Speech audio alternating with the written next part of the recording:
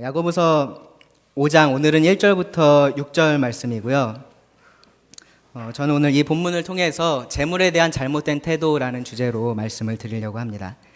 재물에 대한 잘못된 태도. 재물 혹은 우리들한테 이렇게 더 와닿는 표현은 돈일 텐데요. 이 재물이라는 것 혹은 돈이라는 것은 지금 지금 우리가 살고 있는 시대에 굉장히 중요한 가치를 가집니다. 그래서 돈이 단지 돈이 아니고 가만히 보면 그 자체가 힘이 되기도 하고요. 어떠한 권력이 되기도 하고 때로는 돈이 명예가 되기도 하는 것을 우리가 볼 수 있습니다. 결국은 지금 사회에 있어서 우리 자기의 만족을 이렇게 추구할 때 그 만족을 채울 수 있는 가장 좋은 수단이 되는 것이 아마 이 돈 혹은 재물이라고 생각을 합니다. 그래서 많은 사람들이 마치 돈을 많이 모으는 것 혹은 재물을 많이 축적하는 것을 삶의 목적인 것처럼 그렇게 살아가기도 합니다. 우리가 이 야고보서 말씀을 통해서 이 참된 믿음이 어떻게 다양한 상황 속에서 반응하는지를 지금 계속해서 배워오고 있습니다. 참된 믿음은 시험이 있을 때 인내라는 것으로 반응을 합니다. 참된 믿음은 말씀에 대해서 순종으로 반응을 하죠. 참된 믿음은 다양한 상황 속에서 차별하지 않는 것으로 반응을 합니다. 참된 믿음은 언어 생활에 있어서 거룩한 언어 생활로 반응을 합니다. 그러한 것들이 저희가 지금 계속해서 이 참된 믿음에 대해서 배워온 것인데요. 이 참된 믿음, 진정한 믿음을 가진 사람들은 그렇다면 이 재물에 대해서는 우리가 어떻게 반응을 해야 될까요? 재물에 대해서는 어떠한 태도를 갖는 것이 참된 믿음을 가진 자의 모습일까요? 이 재물에 대해서는 사실 크게 두 가지로 잘못된 태도가 있습니다. 첫 번째는 무엇이냐 하면 이 재물은 나쁜 거다. 돈이라는 건 나쁜 거다. 우리가 그것을 쌓거나 모으려고 해서는 안 된다라고 생각하는 것입니다. 그런데 사실 성경을 보면 그러한 태도는 잘못된 것을 우리가 알 수 있습니다. 오히려 구약 성경을 보면은 하나님께서 하나님의 백성을 축복하시는 수단으로서 그러한 재물이라는 것을 사용했던 것도 우리가 알 수 있습니다. 그래서 재물 자체가 악한 거다, 나쁜 거다, 죄다 그렇게 우리가 말할 수는 없는 것입니다. 사실 오늘날 그렇게 생각하시는 분들 많이 안 계십니다. 그런데 다른 쪽에서 이 재물에 대한 잘못된 태도를 오늘날 우리가 많이 가지고 있는데 그것을 오늘 이 5장 1절부터 6절까지의 말씀을 통해서 같이 한번 생각해 보려고 합니다. 먼저 말씀을 읽겠습니다. 5장 1절부터 6절입니다. 들으라 부한 자들아 너희에게 임할 고통으로 말미암아 울고 통곡하라. 너희 재물은 썩었고 너희 옷은 좀먹었으며 너희 금과 은은 녹이 슬었으니 이 녹이 너희에게 증거가 되며 불같이 너희 살을 먹으리라. 너희가 말세에 재물을 쌓았도다. 보라 너희 밭에서 추수한 품꾼에게 주지 아니한 삭시 소리 지르며 그 추수한 자의 우는 소리가 만군의 주의 귀에 들렸느니라. 너희가 땅에서 사치하고 방종하여 사륙의 날에 너희 마음을 살찌게 하였도다. 너희는 의인을 정죄하고 죽였으나 그는 너희에게 대항하지 아니하였느니라. 먼저 이 부한자와 이 재물에 대해서 같이 좀 살펴보겠습니다. 5장 1절 처음에 보시면 들으라. 저희가 바로 지난 시간에 배웠던 말씀의 시작도 들으라 였었죠. 똑같은 말입니다. 들으라 부한자들아.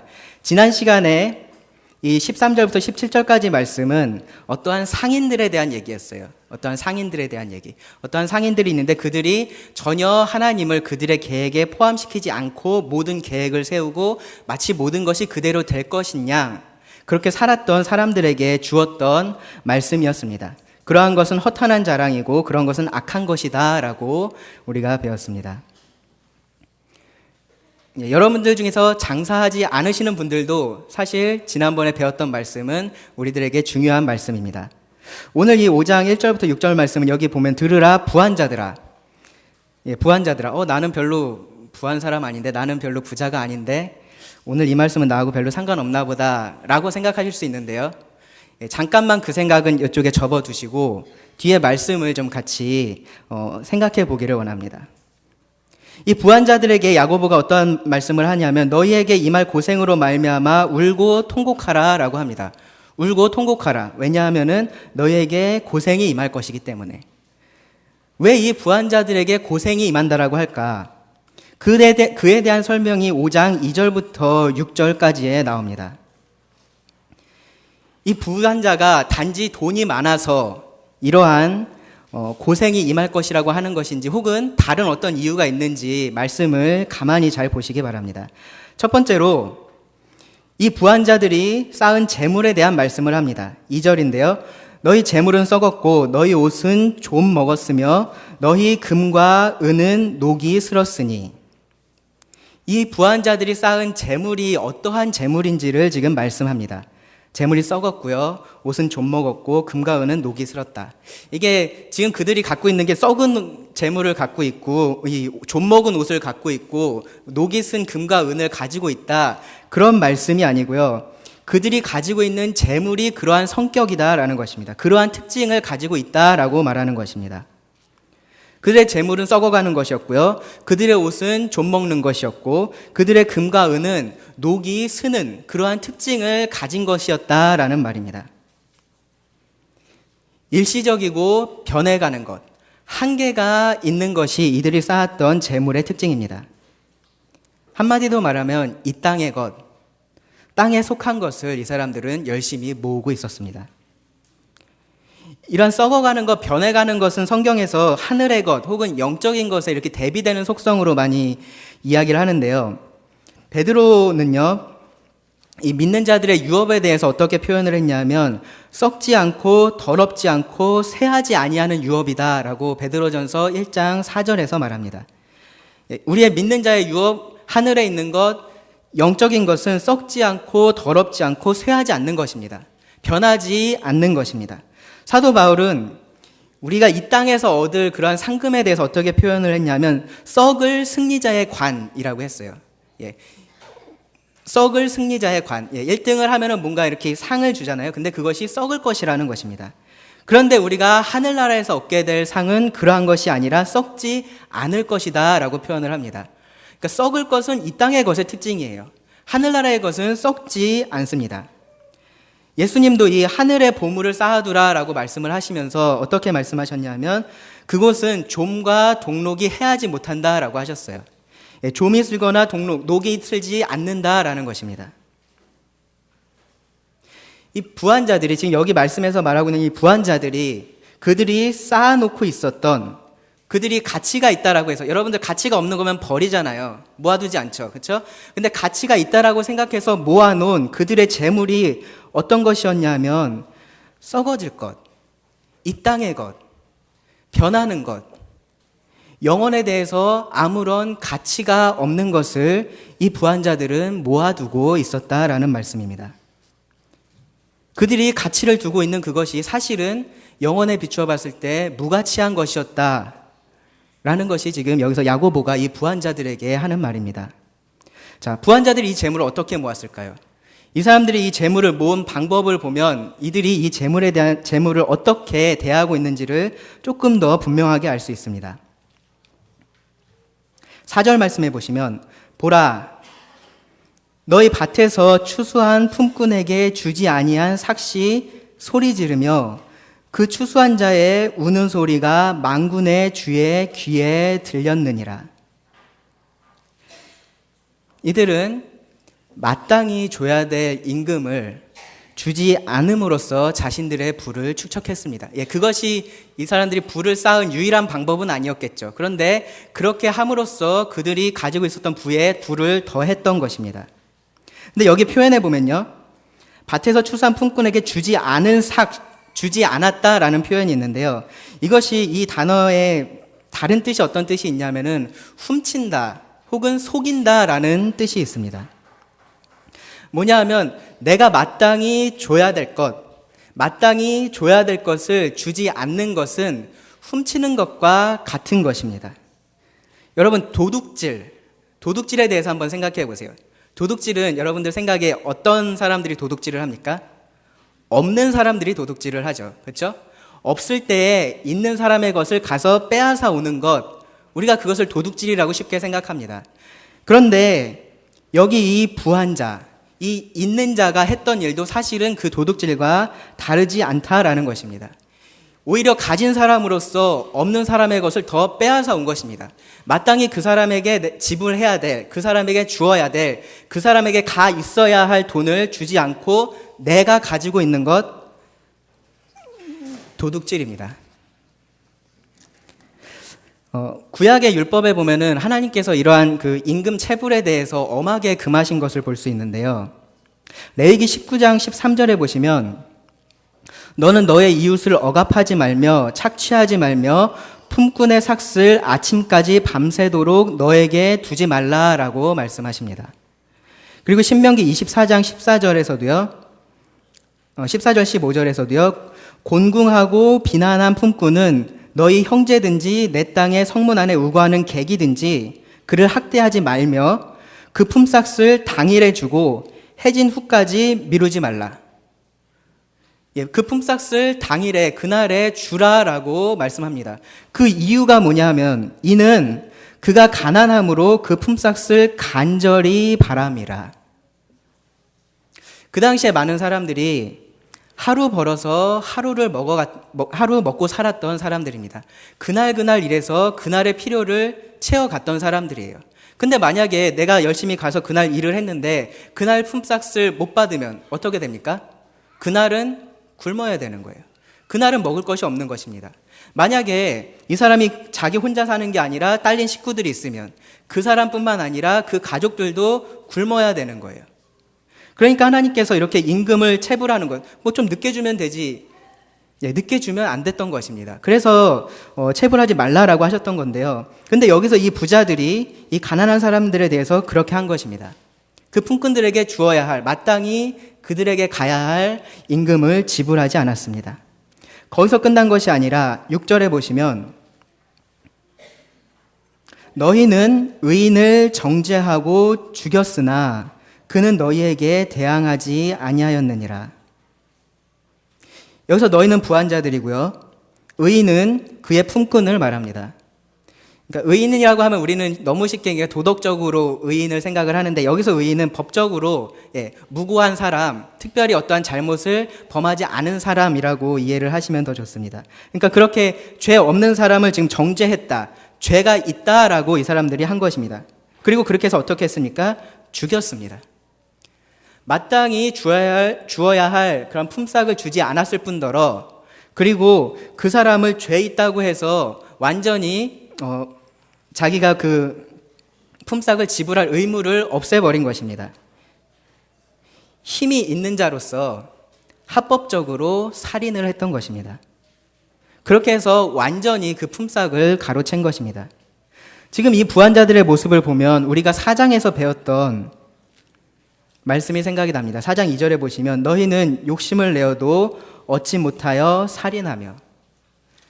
이 부한자들이 이미 충분히 가지고 있었습니다. 그런데 그들은 더 얻고 싶었죠. 더 얻고 싶었습니다. 그래서 이 품꾼을, 가난한 자를, 힘없는 자를 합법적으로 죽였던 것입니다. 그 욕심을 채우기 위해서 살인하기도 서슴지 않았던 것입니다. 지금 이런 모습이 보여주고 있는 것은 무엇이냐 하면 이 부한자들이 이 땅의 재물에 가치를 두었을 뿐더러 그것을 사랑하고 있다라는 것을 알 수 있습니다. 다음으로 이 사람들이 이 재물을 쌓은 목적에 대해서 이 말씀을 통해서 보길 원합니다. 5절에 보시면 이들이 재물을 쌓은 목적이 나옵니다. 너희가 땅에서 사치하고 방종하여 사륙의 날에 너희 마음을 살찌게 하였도다. 땅에서 사치하고 방종한 것, 그들의 마음을 살찌게 하는 것, 이것을 위해서 이 부한자들이 재물을 모았습니다. 사치스럽고 방탕한 삶을 산 것입니다. 비싸고 맛있고 희귀한 음식, 그런 음식들을 아마 찾아서 먹었을지 모릅니다. 다른 사람들 보기에 화려한 옷을 입고 그리고 많은 보석으로 자신을 치장했을지 모릅니다. 우리가 2장에서 배웠었죠. 그 회당에 들어왔던 그 금가락지를 끼고 아름다운 옷을 입은 사람. 이렇게 자신을 더 치장했을지 모릅니다. 크고 좋은 집에 살면서 어쩌면 계절마다 다른 집을 오가면서 살았을지도 모르겠습니다. 가진 것이 너무 많아서 창고를 헐고 새로 더 크게 창고를 지어야 했을지도 모르겠습니다. 결국 자신이 원하는 것, 이 땅에서 사치하고 방종하기 위해서, 자신이 원하는 삶을 살기 위해서, 쾌락을 즐기기 위해서 이들은 그들의 재물을 모았던 것입니다. 그리고 이 모든 것이 무엇을 위한 것이었냐면 그 마음을 살찌게 하는 것, 자기의 만족을 위한 것이었다라는 말입니다. 자기가 원하는 것을 얻기 위해 이 재물을 모으고 자기가 원하는 것에 이 재물을 사용했습니다. 그리고 그 재물을 사랑한 것입니다. 우리는 이것을 탐심이라고 부릅니다. 세상에 썩어질 것을 가치 있게 생각하고요. 그리고 부정한 방법으로 그러한 재물을 모으고 자신의 만족을 위해서 그것을 사용하는 이 부한자들의 모습은요, 성경에서 말하고 있는 믿는 자의 모습과는 너무나 다릅니다. 이 재물을 사랑하고 그것을 삶의 가치로 놓고 추구하고 있는 이 부한자들의 모습은 성경에서 말하는 믿는 자의 모습과 너무나 다릅니다. 디모데전서 6장 10절에서 말씀해 보시면 돈을 사랑함이 일만하게 뿌리가 된다라고 말씀합니다. 히브리서 13장 5절에 보시면 돈을 사랑하지 말고 있는 바를 족한 줄로 알라라고 합니다. 돈을 사랑하는 것, 그것은 우리가 악으로 가는 지름길이 되는 것입니다.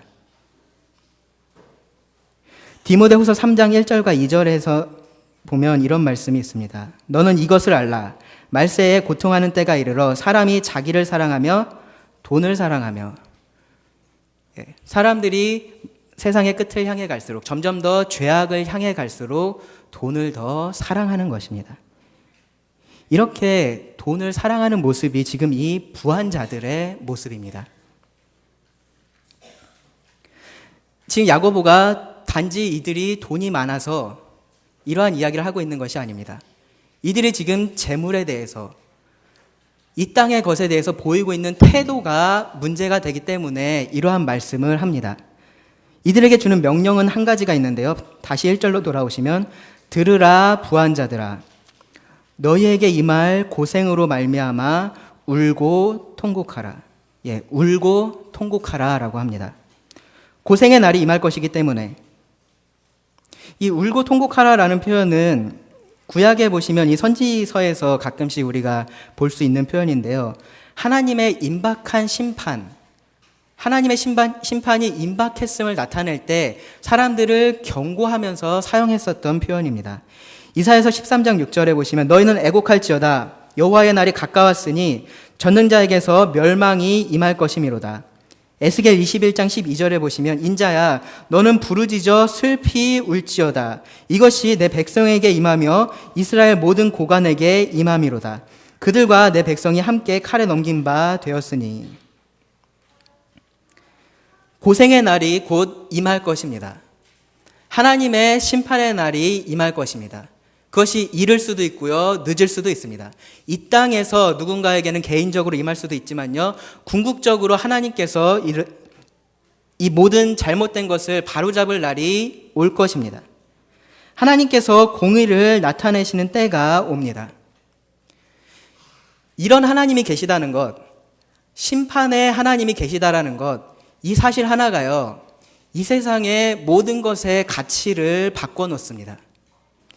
여러분 한번 생각해 보세요. 정말로 만약에 하나님이 계시지 않다면, 그리고 그 하나님이 계시더라도 그 하나님이 심판하는 하나님이 아니시라면, 공의로운 하나님이 아니시라면 여러분들 여기에 나오는 이 부자같이 살고 싶지 않으십니까? 많은 것을, 내가 원하는 것을 이루기 위해서 많은 재물을 축적하고 그것을 나를 위해서 사용하고 그 안에서 만족을 느끼고 기쁨을 느끼고, 이 부자들의 삶은요, 사실은 이 세상의 모든 사람들이 선망하는 그러한 삶입니다. 모두가 꿈꾸고 모두가 바라고 모두가 추구해가는 그러한 삶이 지금 여기서 말하고 있는 이 부자들의 삶이에요. 그런데 문제는 무엇입니까? 하나님이 계시다라는 것입니다. 그 하나님께서 심판하신다라는 것입니다. 그것이 모든 것의 가치를 바꿔놓는 것입니다. 이 부자가 가치 있다라고 생각했던 그 재물이 가치 없는 것이 되어버립니다. 영원의 삶이 우리를 기다리고 있습니다. 영원의 삶이요. 그리고 그 영원한 삶이 어떻게 될지는 언제 결정되냐 하면, 죽고 나서, 이제 나는 하나님 믿는 삶을 살래. 그렇게 결정할 수 있는 것이 아닙니다. 언제 결정되냐 하면요, 이 땅에 있을 때에 결정됩니다. 예수님께서 약 2000년 전에 이 땅에 오셨었습니다. 그때 예수님께서 오셨을 때는 고난받는 종으로 오셨었습니다. 세상을 심판할 심판주가 아니라 세상을 구원할 구원자로 오셨었습니다. 요한복음 3장 17절에 보시면 하나님이 그 아들을 세상에 보내신 것은 세상을 심판하려 하심이 아니다라고 말씀하세요. 2000년 전에 오셨을 때는 예수님께서 하나님 이 세상을 심판할 그러한 심판주로 오셨던 것이 아닙니다. 이 세상을 구원할 구원자로 오셨었습니다. 그런데 이 예수님께서 다시 이 땅에 오십니다. 그때는 구원자로 오시는 것이 아니라 전능하신 심판자로 오십니다. 언제 오실지 모르지만 분명히 오십니다. 그리고 점점점 그날이 가까워 오고 있습니다. 여기 3절 말씀해 보시면 야고보가 이렇게 말합니다. 너희 금과 은은 녹이 슬었으니 이 녹이 너희에게 증거가 되며 불같이 너희 살을 먹으리라. 너희가 말세에 재물을 쌓았도다. 야고보가 이 편지를 썼을 때 이미 그때가 말세였어요. 자, 그 뒤로 지금 얼마의 시간이 지났습니까? 약 2000년의 시간이 지났습니다. 우리는 지금 얼마나 더 그 주님의 오심에 가까이 와 있습니까? 9절에 보시면 형제들아 서로 원망하지 말라. 그리하여야 심판을 면하리라. 보라, 심판주가 문 밖에 서 계시느니라. 이미 그때에 이 심판자 되신 예수님께서 문 밖에 서 계셨습니다. 문 밖에요. 아주 멀리서 지금 천천히 오고 계신 게 아니고요. 이미 문 밖에 서서 문을 열려고 하고 계셨던 때가 이미 2000년이 지났습니다. 지금 이 예수님은 우리에게 얼마나 가까이 와 계실까요? 문고리를 지금 잡고 열려고 하고 계실 때가 지금입니다. 심판주가 오실 것입니다. 지금 이 사실이 이 부자의 삶을, 이 부자에 대한 평가를 완전히 바꿔놓습니다. 부자의 삶을 최고의 삶에서 최악의 삶으로 바꿔놓습니다. 누구나 부러워할 그러한 삶에서 모두가 불쌍히 여길 그러한 삶으로 바꿔놓습니다. 행복한 삶에서 불행한 삶으로 바꿔놓습니다. 기쁨의 삶에서 슬픔과 애통의 삶으로 바꿔놓습니다. 그래서 야고보가 이 부한자들에게 울고 통곡하라라고 하는 것입니다. 야고보가 이 심판에 대해서 언급하면서요, 몇 가지 굉장히 역설적인 그러한 표현들을 사용을 하는데요. 몇 가지 좀 설명을 드리겠습니다. 먼저 3절에 보시면 너희 금과 은은 녹이 슬었으니 이 녹이 너희에게 증거가 되며 불같이 너희 살을 먹으리라. 그들이 사랑하는 그 재물이 심판날에는 무엇이 되냐 하면 그들이 심판받는 증거가 되는 것입니다. 그들의 금과 은은 은에 있는 그 금과 은에 있는 그 녹, 그것은 이들이 사랑했던 것, 이들이 추구했던 것이 하늘의 것이 아니라 이 땅의 것이었다라는 것에 대한 강력한 증거가 되는 것입니다. 예수님께서 마태복음 6장 19절 21절에서 이렇게 말씀하십니다. 너희를 위하여 보물을 땅에 쌓아두지 말라. 거기는 좀과 동록이 해하며 도둑이 구멍을 뚫고 도둑질 하느니라. 오직 너희를 위하여 보물을 하늘에 쌓아두라. 거기는 좀이나 동록이 해하지 못하며 도적이 구멍을 뚫지도 못하고 도둑질도 못하느니라. 너의 보물이 있는 그곳에 너의 마음도 있느니라. 이 부한자들의 재물에 녹이 슬어 있다라는 것, 이들의 재물이 녹이 스는 것이었다라는 것은 이 부자들의 마음이 하늘이 아닌 이 땅에 있었다라는 것을 보여줍니다. 주님의 오심을 바라면서 거룩한 삶을 살아야 할 이 말세 때에 이들은 그들의 마음을 세상에 두고 그들의 마음을 만족시키는 것에 가치를 두고 살았다는 것을 증명해 줍니다. 그 다음 역설은 뭐냐 하면요, 4절입니다. 보라, 너희 밭에서 추수한 품꾼에게 주지 아니한 삭시 소리 지르며. 그들이 착취한 품꾼의 그 삭시, 그들의 죄를 이 심판자에게 고소하는 역할을 하는 것입니다.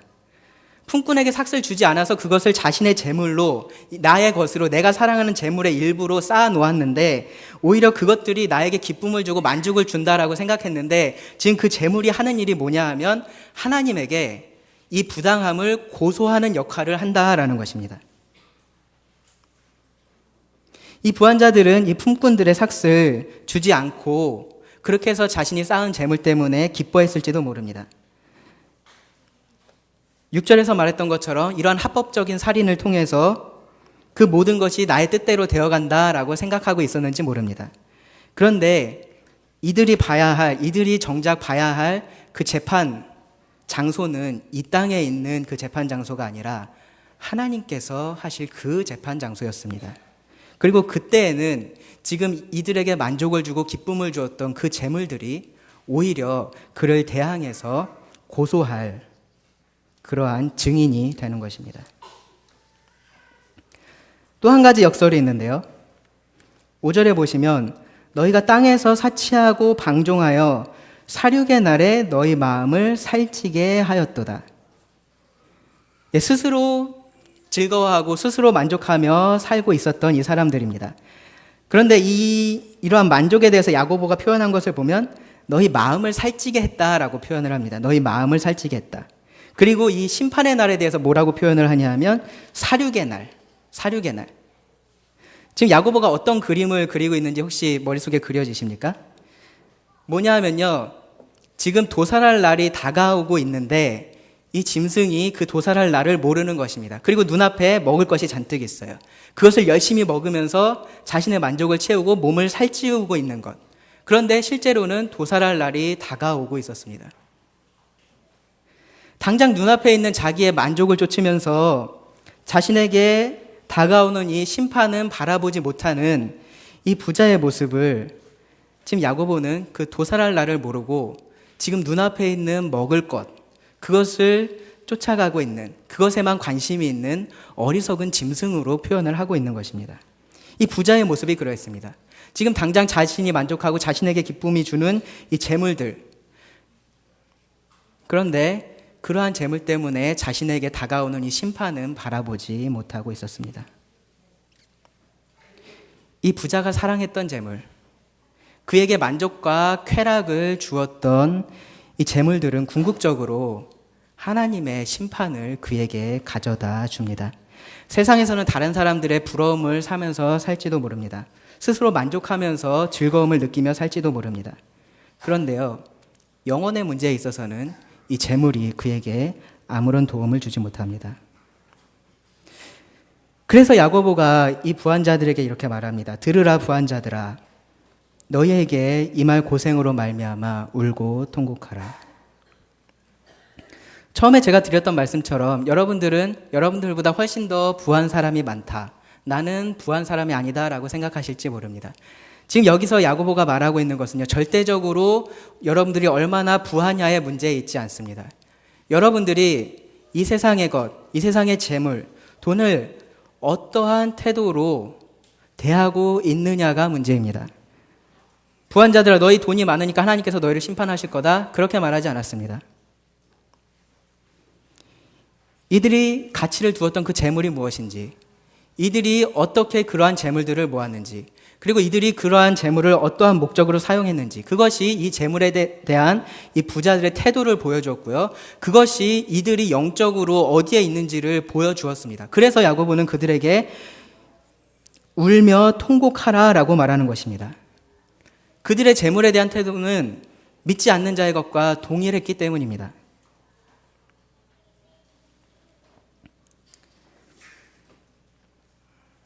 문제는 얼마나 많은 재물을 가지고 있느냐가 아니고요, 여러분들이 이 세상의 재물을 어떻게 보고 있느냐입니다. 혹시 하늘에 재물을 쌓기보다 이 땅에 재물을 쌓는 데 여러분들이 우선순위를 두고 계십니까?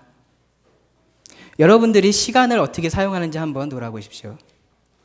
여러분들의 시간을 이 땅에 재물을 쌓는 데 투자를 하고 계신지, 아니면 하늘에 재물을 쌓는 데 투자하고 계신지 여러분들의 시간을 돌아보시기 바랍니다. 여러분들이 돈을 어떻게 사용하시는지 돌아보시기 바랍니다. 여러분들이 어떤 생각을 더 많이 하는지 돌아보시기 바랍니다. 여러분들이 여러분들의 자녀에게 무엇을 가르치고 계신지 돌아보시기 바랍니다. 정말로 이 땅의 것이 가치가 없다라고, 정말로 하늘의 것이 가치가 있다라고 가르치고 계신지 냉정하게 돌아보시기 바랍니다. 혹시 하나님에게 드리는 것은 인색해 하면서 나한테 투자하는 것은 전혀 아까워하지 않고 계시다면 여러분들은 여기에서 야고보가 말하고 있는 부한자입니다. 경제적인 손실을 염려해서 사소한 법 정도는 가볍게 무시하는 것, 여기서 이 부한자들이 했던 일입니다. 혹시 여러분들의 삶이 그러한 특징을 갖고 있다면 여러분도 여기에 나오는 이 부한자와 같은 자들입니다. 그리고 만약에 여러분들이 그러한 분이시라면요, 여기 야고보가 하고 있는 이 경고의 말씀을 잊지 마시기 바랍니다. 들으라 부한자들아, 너희에게 임할 고생으로 말미암아 울고 통곡하라. 다가올 심판을 성경이 말하는 것은 그러한 심판이 올 거니까 너네는 그냥 하던 대로 살다가 심판이나 받아라, 그렇게 말하는 것이 아니에요. 다가올 심판을 이야기하는 것은 그 심판이 확실한 것을 알고 지금 너희들 삶에서 회개하고 돌이키라 라고 말하는 것입니다. 야고보가 여기 부한자들에게 경고하는 목적도 분명합니다. 회개하고 돌이키라 라고 말하는 것입니다. 세상의 사람들처럼 이 땅에 재물의 가치를 두고 이 땅의 것을 사랑하면서 살지 말고 저 하늘나라의 것, 저 영원한 것, 썩지 아니할 것을 향해서 믿는 사람이라면 믿는 자답게 이 땅의 것을 영적인 눈으로 바라보고 영적인 가치를 발견하고 지혜롭게 이 하나님을 위해서 살라라고 하는 것입니다. 여러분들은 재물을 어떻게 바라보고 계십니까? 여러분들의 이 재물에 대한 태도는 어떻습니까? 만약에 지금 이 경고의 말씀도 별로 귀에 들어오지 않는다면요, 여러분들 정말로 여러분들이 진정한 믿음을 가진 자인지 돌아보셔야 합니다. 참된 믿음을 가진 자라면요, 혹시 나도 이런 부한자의 모습을 내 삶 속에서 여기저기서 보여주고 있지는 않은지 여러분들의 삶을 돌아보시기 바랍니다. 그리고 그 삶의 우선순위를 바로 잡으실 수 있기를 바랍니다. 재물이 결코 하나님보다 앞설 수 없습니다. 마치 우리의 삶이 이 땅에서 끝날 것처럼 그렇게 살지 마시기 바랍니다. 영혼을 바라보면서요, 그 하늘나라에 우리들의 재물을 쌓을 수 있기를 바랍니다. 기도하시고 말씀을 드리겠습니다.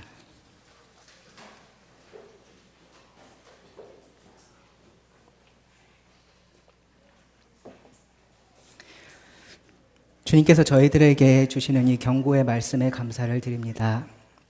주님, 저희들 삶을 돌아보게 하여 주시고 정말로 이 땅의 것에 목적을 두고 가치를 두고 살아가는 자들과 같이 저희들 삶이 그러한 삶이 되지 않게 하여 주시기를 원합니다. 정말로 하나님께 대하여서 부유한 자들이 되어서 주님을 만날 그때에 정말로 부유한 자로서 기쁨을 누리고 평안함을 누리는 저희들 될 수 있도록 주님께서 계속해서 은혜를 주시고 힘 주시기 원합니다. 이후에 이어지는 또 교제 시간도 주님께 의탁을 드리오며 예수님의 이름으로 기도합니다.